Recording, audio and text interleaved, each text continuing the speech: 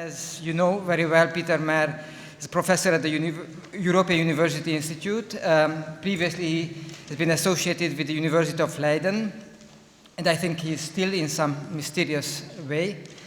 He used to work on party organization, party systems, political representation, models of democracy, political cleavages, concept formation, and if you ever try to write a paper on this subject without referring to him, then you know how hard that is. I guess one of the main reasons for this relevance is that he's one of those scholars who tries always to connect the findings of empirical political science with the concerns that we have as citizens. And I suppose this is what he will do in the lecture that follows now. Thank you.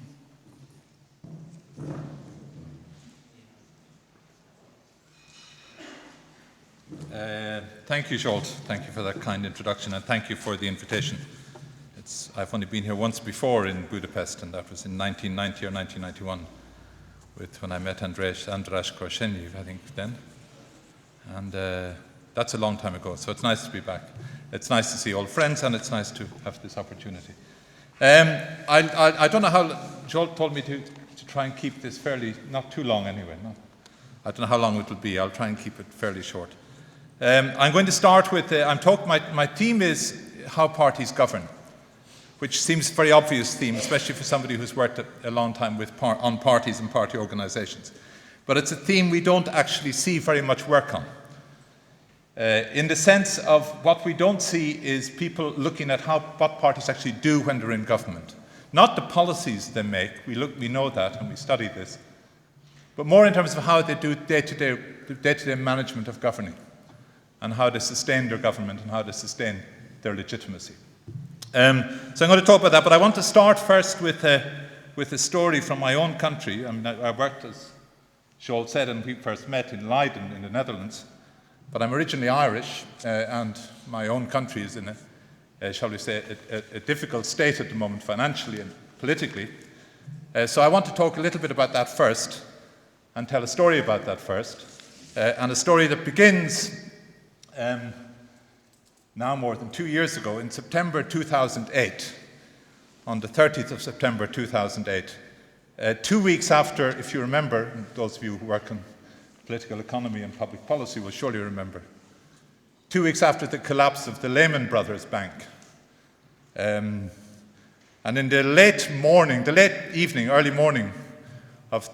of 29 September, and the early morning of 30th September in Dublin, in Ireland, there was a meeting between a group of leading Irish bankers and members of the Irish government and senior civil servants. This was 2 weeks after the Lehman Brothers collapse, and there was a concern in Dublin and there was a concern in Ireland that the Irish banking system was also about to collapse. Not just one bank, although one bank was very responsible for all of this, but the whole banking system was about to collapse. There had been a lot of lending in Ireland. I don't know if any of you know Dublin or have been to Dublin recently, but it's a city which has been transformed through a construction boom and a building boom, I think some ways not unlike some things in Budapest.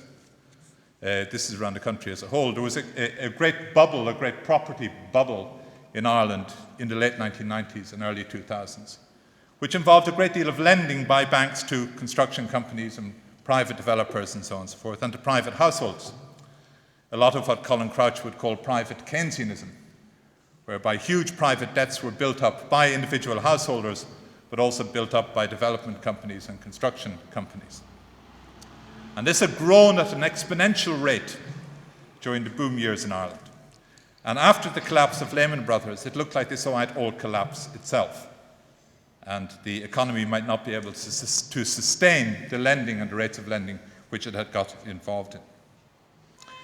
There was an immediate worry 2 weeks after the Lehman Brothers collapse with a particular bank called the Anglo-Irish Bank, which was a new bank in Ireland, what is called by the political economists a maverick bank, because it was a bank which didn't really ascribe to some of the normal golden rules of banking, which lent very ferociously and very recklessly, and which had built up an enormous portfolio of debt, but which also was cooking, as it turned out later, was also cooking its books and was engaged in funny accounting practices. And this had basically come to light and was about to crash around the shoulders of the directors of Anglo-Irish Bank. Anglo-Irish Bank had lost, or was losing at that time, in terms of withdrawals of deposits, €1 billion per day. Now, Ireland is a small country, and the banks were far too big for the economy. This is one of the lessons I think the financial crisis leaves us with, which is that you have to relate the size of your banks and the size of your bank activities to the size of your economy. Otherwise, you get into great trouble. But in the Irish case, this was one small bank with a small number of shareholders, which was losing at that time €1 billion per day in lost deposits. And it was unable to replace this. The day this meeting took place between the bankers and the Irish government, the directors of Anglo-Irish Bank had gone around the other banks in Dublin to see if they could get money to sustain their immediate demands and their immediate liquidity. And the other banks had refused them. They said, we can't give you the money. And so the day after this meeting was to be held, when the bank would be opened, this Anglo-Irish Bank would be opened, there would have been an immediate demand from it for €100 million. They needed to pay out €100 million. They didn't have it. And the worry was, because they didn't have it, the other bankers were worried that bank will collapse. And with the collapse of that bank, all of the other banks will also collapse. So this was a crisis meeting on the night of 29th, 30th September, and the Irish government responded to the crisis and responded to the lobbying of the Irish bankers by issuing a guarantee on behalf of all the Irish banks by the state, a guarantee by the state for all the Irish banks for the liabilities which all the Irish banks were facing. At 3 a.m. on the morning of 30th September, the Prime Minister of Ireland, the Minister for Finance, the Attorney General, all leading politicians from the leading party in government, not the only party in government, but the leading party in government, agreed to this strategy. They phoned other ministers that night, early that morning, to get their approval. The other ministers gave their approval. At 6 a.m. they communicated the news to Europe, to the Eurozone authorities and to the European authorities. At 6:45 a.m. the guarantee was made public, and later that day was passed by the Irish Parliament. The Irish economy is a small economy. It has grown enormously, but it's a small economy. It's got a GDP of roughly €160 billion. That's the total GDP. The guarantee which the Irish government gave on this morning was worth €334 billion. In other words, they guaranteed, with the GDP of 160 million, they guaranteed a sum double the Irish GDP. They pledged immediately to put into the banks €50 billion, which is roughly 30% of GDP. So what happened overnight in Ireland on the night of 29-30 September was that what had been a budget surplus became suddenly a budget deficit of 32%. The Maastricht criteria, which nobody remembers anymore, limit budget deficits, or should limit budget deficits in the Eurozone to 3% of GDP. This was a budget deficit of 32% of GDP. All private debt in the economy became public debt or became sovereign debt. So privatized Keynesianism became socialized Keynesianism. What had been a public debt of 40% of GDP, which is very good by Eurozone standards, it was one of the lowest in the Eurozone, was immediately doubled to 80% of GDP, with the possibility that it would extend further up, and that is very real at the moment, to 120 or 130% of GDP. So overnight, what had been a poster boy of the Eurozone became effectively a basket case and a disaster zone. Banks needed a bailout, and so they turned to the state, but the state now needed a bailout because it couldn't afford to pay the bills which the banks were asking them to pay. Again, this was emphasized, and this is the reason, in a sense, why I'm telling this story. This happened overnight. The decision was made by 3 politicians who were obviously tired and stressed. This was at 3 in the morning, panicking, and there was a lack of information by them, so the banks lobbied and requested this aid. They apparently provided misleading information, so the guarantee was given for the Irish banks without knowing what the guarantee involved.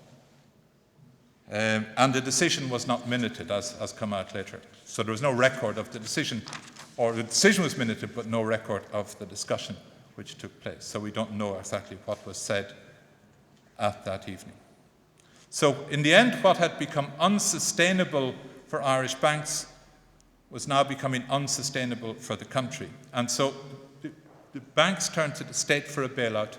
The state then turned to the European Union, the European Central Bank, and the IMF for a bailout in order to bail out the banks. The bailout was offered by the IMF and the European Central Bank, but at crippling interest rates, enormously high interest rates, which further weakened the Irish economy and the prospects of the Irish economy. And this loan was given with the high interest rates and with a demand or with a requirement by the European Central Bank and by the IMF that Ireland introduce a very severe austerity programme, which Ireland agreed to do, or which the Irish government agreed to do. So in order to save the banks, the state stepped in. In order to save the state, the European Union and the European Central Bank and so on stepped in. But in order to meet the requirements stipulated by the European Union, the government had to embark on a major austerity programme.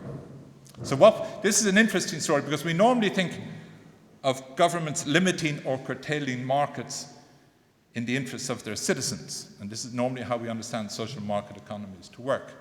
In this case, we see a government limiting or curtailing their citizens in order to help the markets.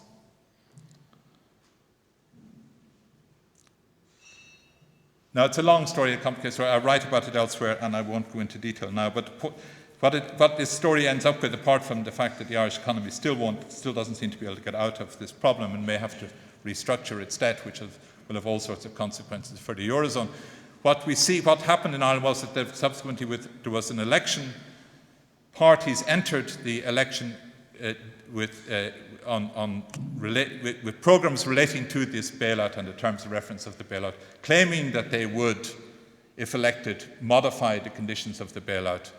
They were told by the European Union, the European Central Bank, that they couldn't modify the conditions of the bailout. And so you got a clash, and I write about this later, I won't go into this now, a clash between what the parties want, and thereby, because these parties won the election, which demanded a renegotiation of the terms of the bailout, presumably what the citizens wanted on the one hand, and clashing with what Europe, the IMF, and the European Central Bank want on the other hand.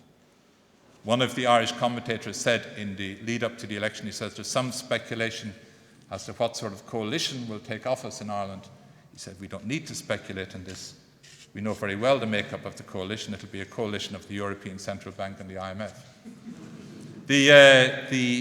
Later, in a subsequent interview, the Minister for Finance, who had agreed to the bank bailout and who's now lost his job and is an ordinary backbencher, said that effectively, once the crisis hit, Ireland lost its capacity to have a Minister for Finance.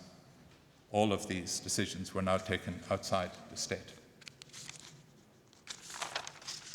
So a country then loses control of its economy, a citizenry loses control of its economy, and thereby democracy in that circumstance becomes ineffective. Effectively, democracy becomes, and the election becomes pointless, because the election becomes about something, and I won't go into the detail on this, which none of the parties can realize. So the parties are debating an issue over which they have no control. They are making pledges in policies in which they have no autonomy, and in which they simply are subject to the interests of external forces. So it's a democracy that becomes ineffective. And it also reflects a clash of interests. There is a European interest involved here, which is that the banks in Ireland and the Eurozone and the Euro survive. And that requires state intervention and state resources. But there's a clash of interests in terms of who should foot the bill for this intervention. Should the Irish taxpayers foot the bill for bailing out the banks simply because the banks are Irish? As one commentator put it in Ireland, should we as citizens all pay the bill simply because we have the same passport as the bankers who built the bill in the first place? Or, and if the Irish citizens were faced with a real choice in this, they would probably say, no, we won't pay for this, let the banks go. But should the European taxpayer bail out the banks because it's in the interests of Europe that the banks be bailed out? These are very, very difficult questions, and I won't try and answer them here. But what I will try and do, or what I am going to try and do here today, is to say that these are major interests which are on the table, as it were, where democracies become challenged by the conflict between what citizens want and what may be in citizens' interests, and what governments are required to do or expected to do or put under pressure to do, which may not be in the citizens' interests. And the result is, as Ivan Krastev wrote about in the Balkans some time ago, a democracy without choices, and hence a very ineffective democracy. But let me step away from the case for the moment, and let me try and draw some general remarks which will then lead into a more general discussion about how parties govern. If you ask, for example, what does this tell us about how parties govern, which is my question, and you look at the Irish case, then the answer is fairly obvious. They govern very badly. But the Irish case may be a special case, and maybe other countries are governed better than the Irish part. There are very specific reasons why Irish government is bad government, and why Irish government is poor. And I'm writing about that also with some colleagues elsewhere. But I won't go into that because it's not interesting here. But what else does it tell us, apart from the fact that it tells us that parties may govern badly? First of all, it tells us that parties matter. So there's been a big debate. I mean, since I certainly would have begun working on parties, which is a long time ago, there's been a huge strand within the literature to sort of do parties matter debate, and the effect of parties on public policy and the role of parties in public policy, and also, do parties matter? So this case tells us, yes, parties matter. Or at least what matter are the people that parties put into office. They matter. The leaders matter. And the leaders are elected or appointed or somewhere or other put into place by the parties. So the parties matter because they put in place the people who matter, and the people who matter are the leaders. What it doesn't tell us, though, and this is the second point, and it's, I think, a very important point, it doesn't tell us that party differences matter. And that really, I think when you look at this old literature on do parties matter, the question is miscast and misplaced, because when people ask do parties matter, what they're really asking is do party differences matter? In other words, does it matter that one party is in office rather than another party, or one coalition in office rather than another party? In the Irish case, it certainly didn't matter, because it was one party, or the leaders of one party, who took the decision, but that decision was then endorsed almost unanimously that same day by the Irish Parliament, so all of the parties, with one small exception, went in behind the bank guarantee. Later there were arguments over the bailout, but they all went in behind the bank guarantee. So parties matter, but party differences don't. It also tells us that party leaders, political leaders, don't necessarily act in the interests of their citizens. And we shouldn't probably expect them to act in the interests of the citizens. But in this case, in the Irish case, I think you can make a very strong case to argue that they actually act in. And here I could quote your founder, George Soros, who said the same thing.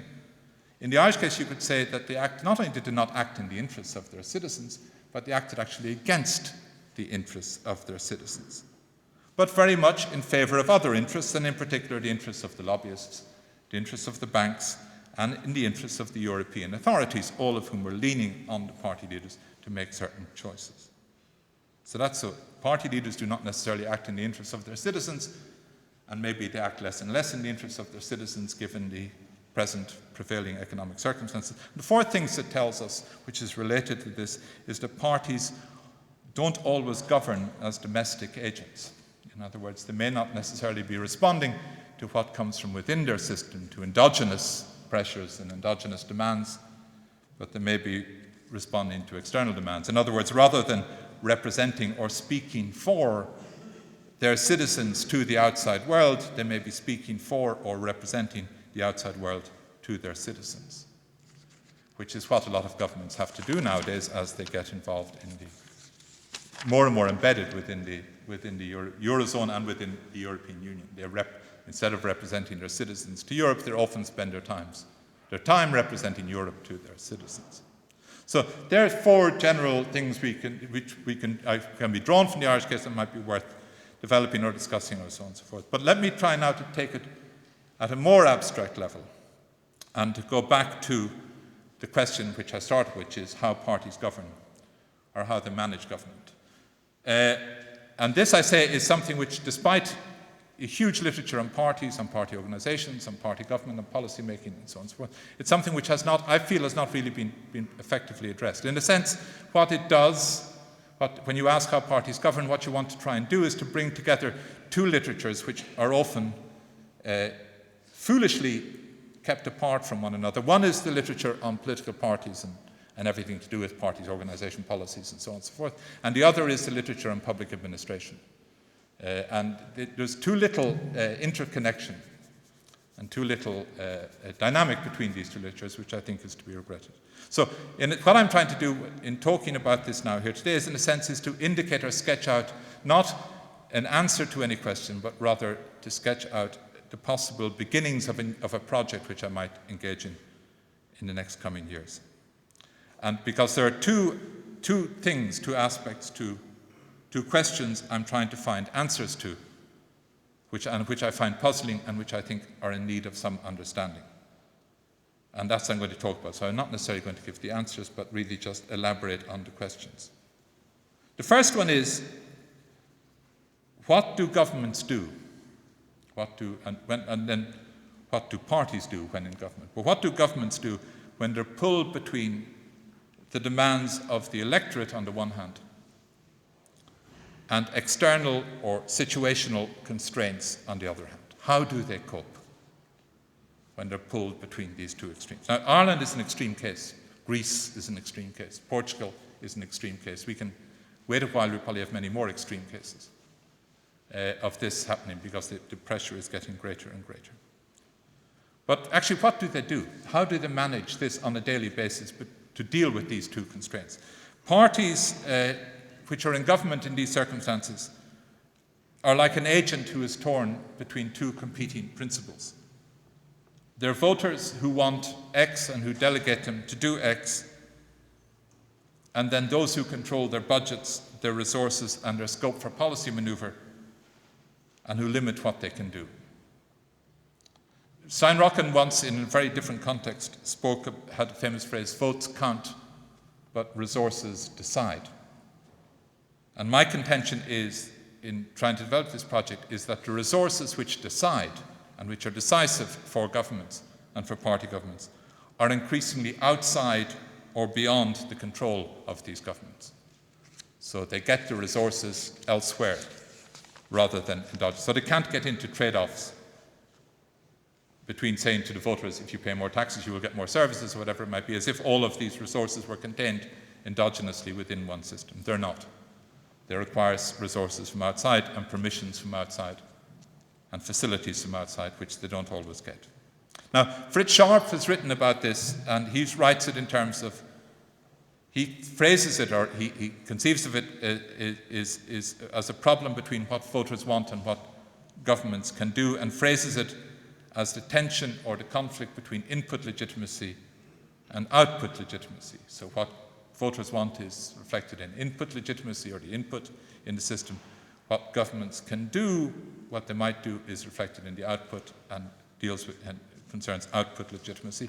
And he suggests these two are always in conflict, he says, but there is a way of resolving this conflict, or there is a way of resolving this tension, and that is through deliberation and through discussion.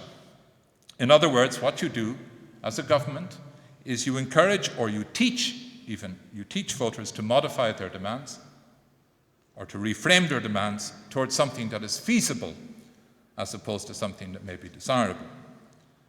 And in this way, you bring input and output into equilibrium. You basically, instead of, in other words, trying to do what voters want, or instead of ignoring voters, you basically tell voters, listen, we can't do this, but we can do that. Work towards something else. Let's work out a compromise, and then everybody is happy, and you get an equilibrium. Now, my view is that this might be possible, indeed, but it can only, at the level of government and at the level of national government, it can only be done with extensive organizational and affective resources. It can be done through electoral mobilization, it can be done through trust, and so on and so forth. And it requires, in order to be done, it requires the resources, government to have resources which precisely they lack. Let me rephrase that. It requires parties to have resources which precisely they lack. In other words, they need to be able to mobilize, cajole, persuade, socialize voters, but all of the resources and organizational resources and intellectual and political resources with which they used to be able to do this are now missing, or are now absent, or are now very, very weak. That they don't have membership levels anymore. They don't have parties on the ground who can go out and persuade voters to do X, Y, and Z. They don't enjoy strong levels of identification. They're the least trusted of any political institution in Europe.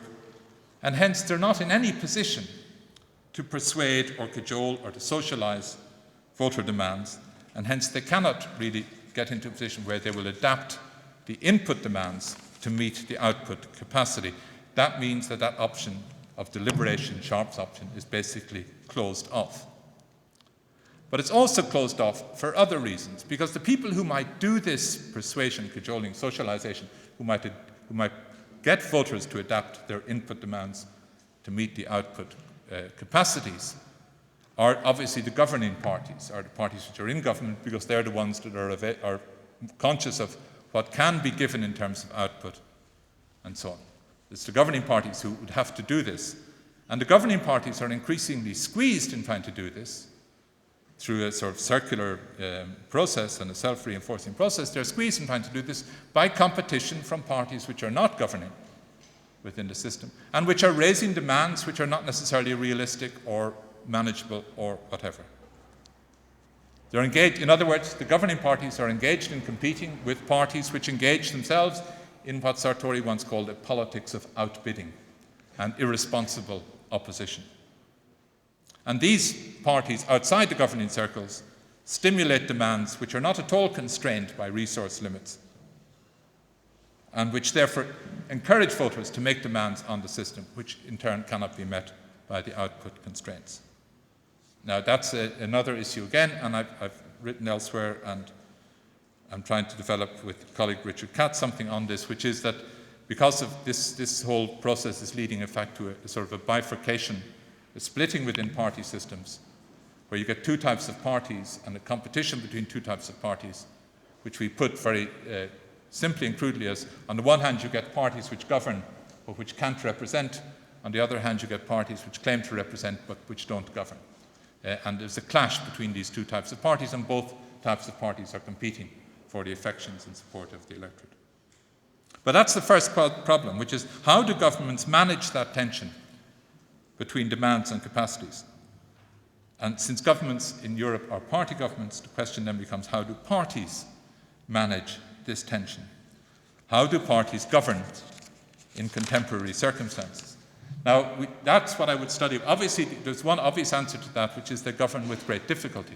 It's a hugely difficult process to govern in these circumstances. And one of the symptoms, perhaps, of that difficulty in governing is when we look at the record of governing parties.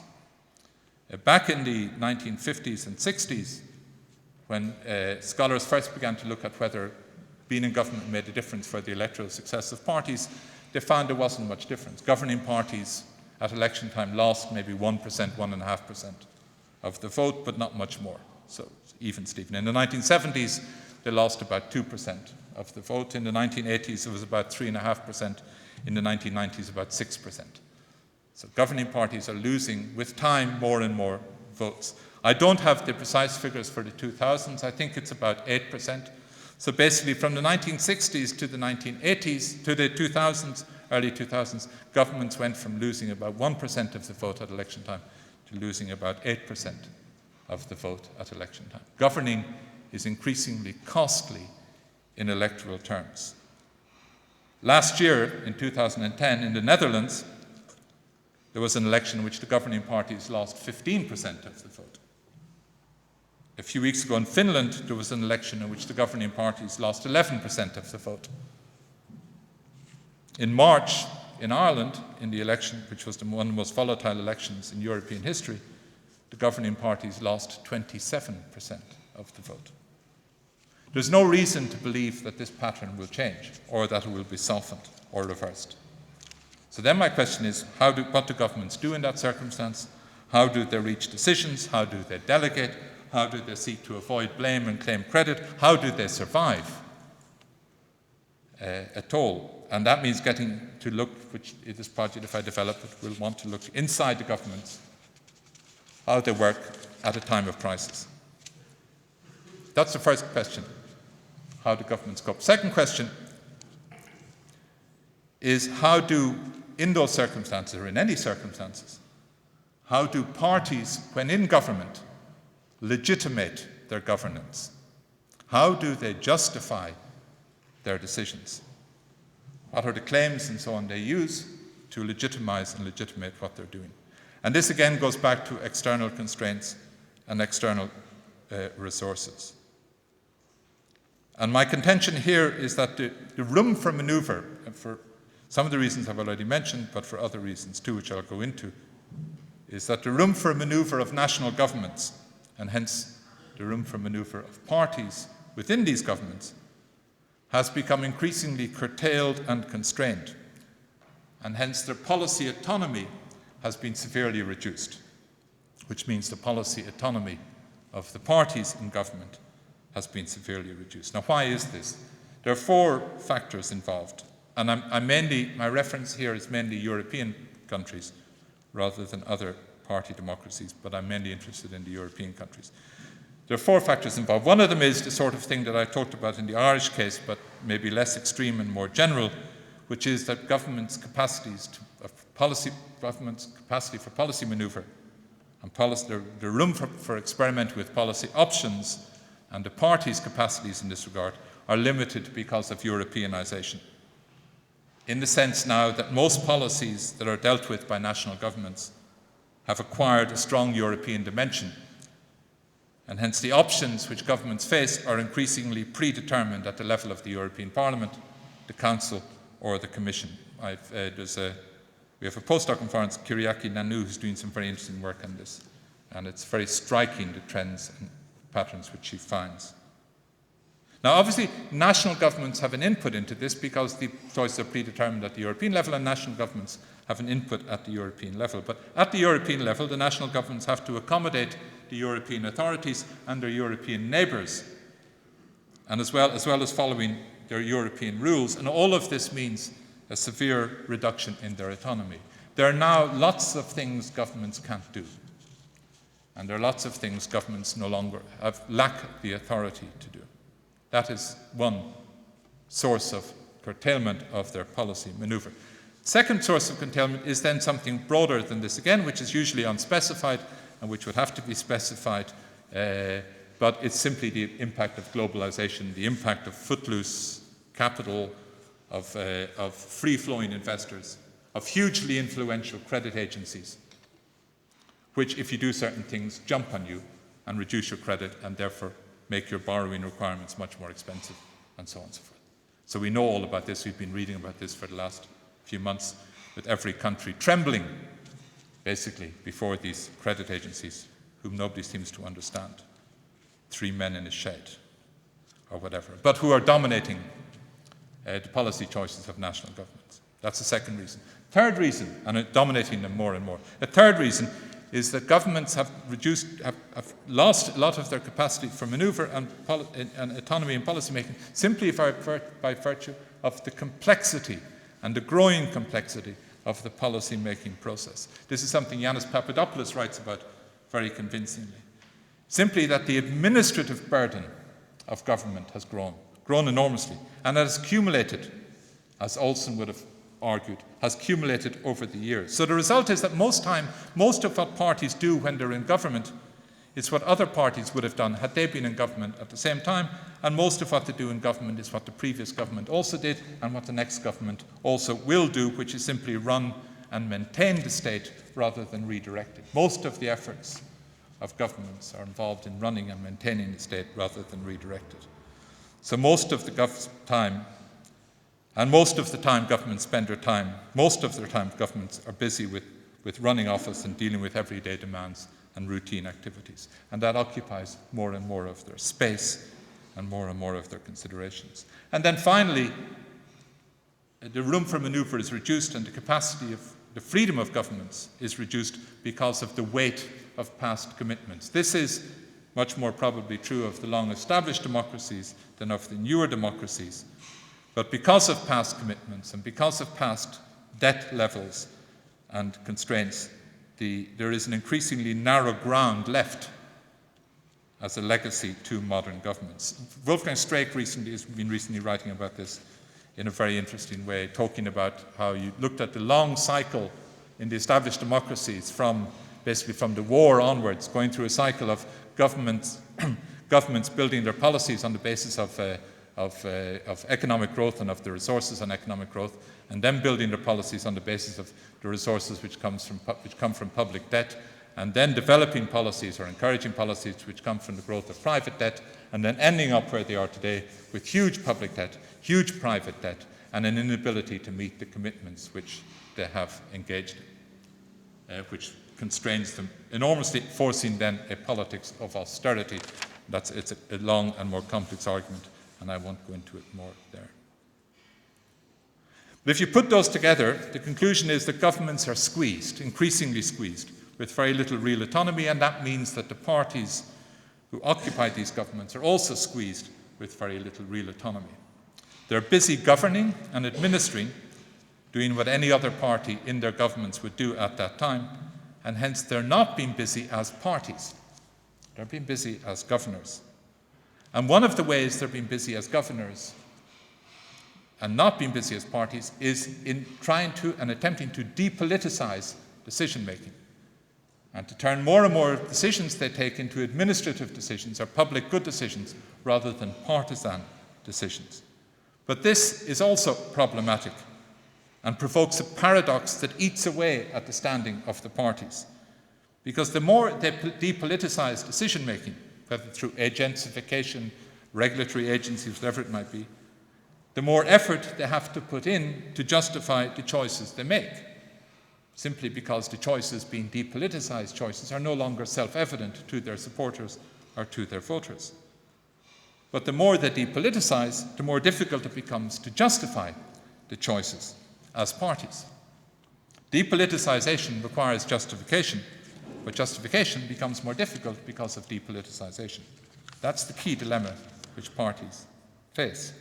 And that's where my second problem begins, which is how do parties in these constrained and squeezed circumstances justify or legitimate their governance?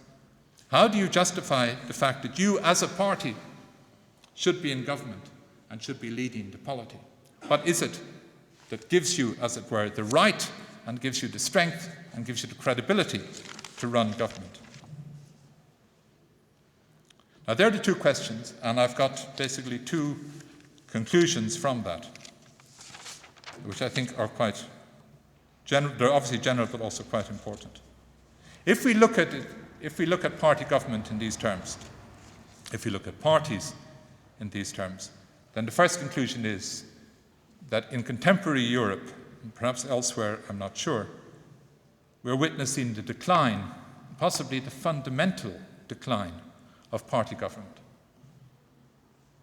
Now, parties themselves arguably have been in decline for a number of years. That's a debated issue and so on and so forth. But I think it is now becoming increasingly clear that whatever about the parties being in decline, their system of government is now threatened. Parties, as this is a criticism that was once levelled by one of his former party colleagues at John Major in the Conservative government in Britain in the early 1990s, parties are now in office, but they're no longer in power.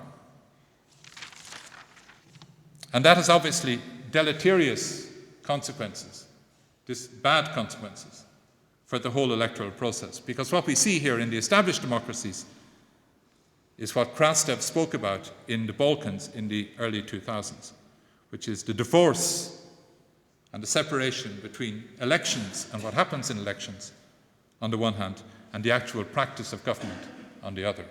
Or what Jean Leca has said, the divorce between the world of public opinion and the world of problem solving.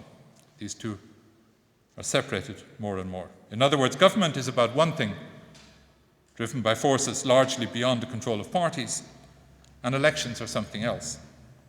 That begs then other questions, which is that if elections are not about these issues, these core issues of government, what then are they about? And what then will they be about? Paraphrase Raymond Carver, what do we talk about when we talk about politics? We talk perhaps about something anodyne, like leadership and trust and so on and so forth, which is general and non-party specific. Or we talk about something maverick and particularistic, like local level politics, personalities, identities, and so on and so forth. Or, as Krastev also warned, we talk about something dangerous, and the parties talk about something dangerous, We talk about a populist politics which doesn't address key socio-economic policy areas, but instead talks of things like religion or ethnicity or values or whatever it might be, which are removed from the socio-economic concerns of government, but which can motivate elections and drive competition. And we see this throughout Europe, increasingly throughout Europe. That's one conclusion. The second conclusion then is what you see here is a very fundamental, at least in my mind, a very fundamental malaise in modern democracy, and one that is pathological rather than contingent, and that follows the decline of party and the failure of party government at the national level. Schatzschneider famously said, and all party scholars quote, that democracy is unthinkable except in terms of parties, and when party scholars quote that, they always quote that because they say that means we'll always have parties, because we always need democracy, therefore we'll always have parties. But if you follow Schatzschneider through to a more logical conclusion, if democracy is unthinkable except in terms of parties, and if the parties fail, then democracy risks becoming unthinkable, at least at the national level. And this is a worry, obviously. So then the question is, where now? Where does this go? You can end up with a bleak and depressing and pessimistic outlook, or you can see how that might be resolved and how that might be alleviated, and that's what I'll finish with now, very briefly, which is what does that lead you to? There's an obvious disconnect between what voters want, what concerns voters on the one hand, and what governments can do, which is where this whole story started. And the question, that's the core of the issue, and the question is, how do you change that? And there are three ways of changing it. One is you change what voters want, which is what populist parties try to do sometimes, and it's also what Fritz Sharp basically says you try and do through deliberation. But it's difficult, and it's confused by the politics of outbidding and so on and so forth. So it's very unlikely you can manipulate or change what voters want. So you're still going to have a disconnect between what voters want and what governments can do. So the second way of tackling this is to change what governments can do and bring it more in line with what voters want. But that's very, very difficult. It's difficult because of the past commitments and the debt levels that have been built up. It's difficult because of the external constraints and so on and so forth. And governments don't have that autonomy anymore. At least national governments don't have that autonomy anymore. So then the only thing that seems to be left to do to square the circle is to move it up a level. And this is what I'm increasingly coming to believe, which is you move this whole process up, and you move democracy up from the national level to the European level. And you begin to process and accommodate citizen preferences, not at the national level, but at the European level, where there are resources that matter and where these can be brought under political control. So in other words, you democratize the European Union as the arena where citizens can effect real control over what governments can do, and where you can get a closer match between the capacity of governments and the demands of citizens. Otherwise, we simply, in a sense, give up on many aspects of national democracy. W.B. Yeats, my Irish compatriot, famous Irish compatriot, wrote a nice poem about this once, if I can recall it, which is that he said, this in the 1920s in Ireland, he said, "A statesman is an easy man. He tells his lies by rote. A journalist makes up his lies and takes you by the throat. So stay at home and drink your beer and let the neighbours vote." Thank you. Thank you.